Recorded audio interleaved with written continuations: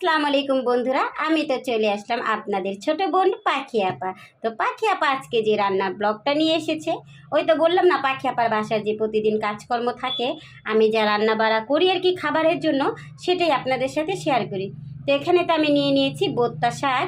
তো বোত্তা শাক নিয়ে এসেছিলাম বাজার থেকে। তো বোত্তা শাকটাকে আমি ধুয়ে ভালো করে পরিষ্কার করে নিয়ে নিয়েছি। এটাকে এখনও সিদ্ধ বসাইনি চুলাতে, তো বসিয়ে দিব। এখানে আমি দিয়ে দিয়েছি পেঁয়াজ কুচি, আর দিয়ে দিয়েছি কাঁচামরিচ ফালি করে, আর দিয়ে দিয়েছিলাম কয়েকটা সিম আর একটা ছোট আলু। তো এইভাবে শাকটা রান্না করলে আর কি ভাজি করলে আমার থেকে ভালো লাগে। তা আমি কুটে বেছে ধুয়ে নিলাম। আর এখানে নিয়ে নিয়েছি ট্যাংরা মাছ। তো ট্যাংরা মাছটাকে আমি ধুয়ে পরিষ্কার করে লবণ দিয়ে রেখে দিয়েছি। এখন একটু হলুদের গুঁড়া আর মরিচের গুঁড়া দিয়ে ভেজে নিব।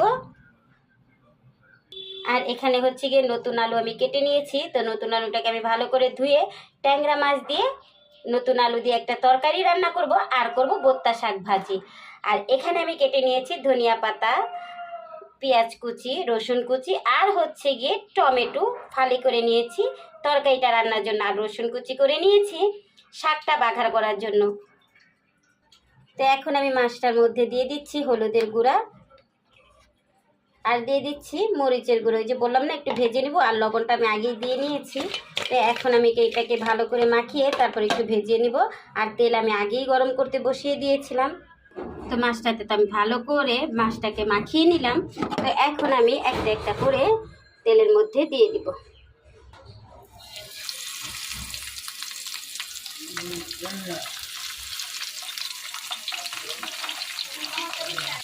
আমার তো চুলার গ্যাস একেবারে কম, তো তার জন্য একদিক দিয়ে আর কি গ্যাস আসতেছে।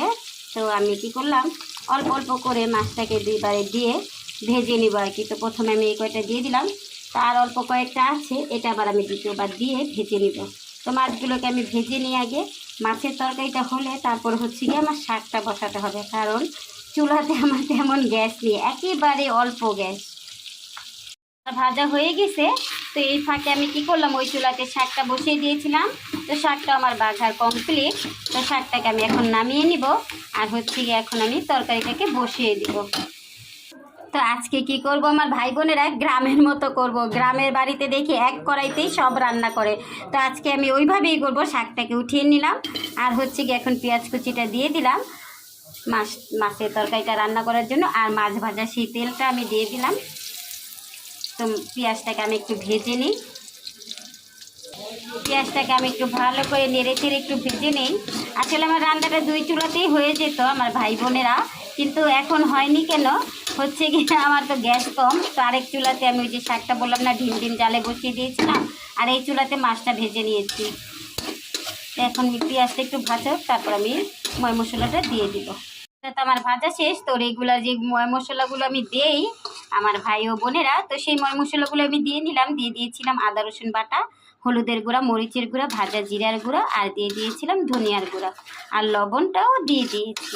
তো এখন আমি মশলাটাকে একটু কষিয়ে নিই ভালো করে, তারপর আলুটাকে কষিয়ে নিব।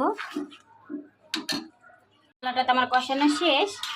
আর এখন হচ্ছে কি আলুটাকে আমি কষিয়ে নিয়েছিলাম। তো আমার পরিমাণ মতো আমি ঝোলটা দিয়ে দিলাম।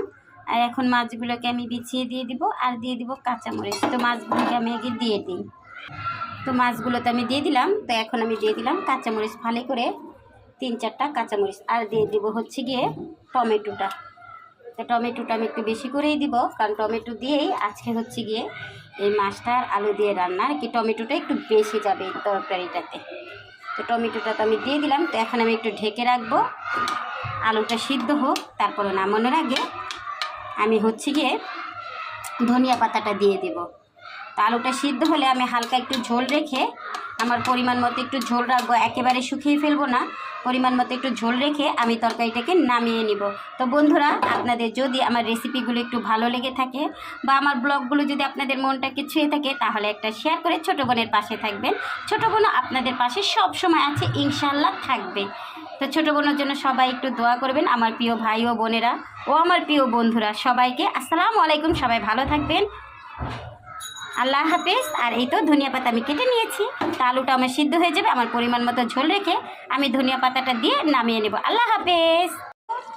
তরকারির ফাইনাল লুকটা। তো এখন একটু ধনিয়া পাতা দিয়ে আমি নামিয়ে নিব।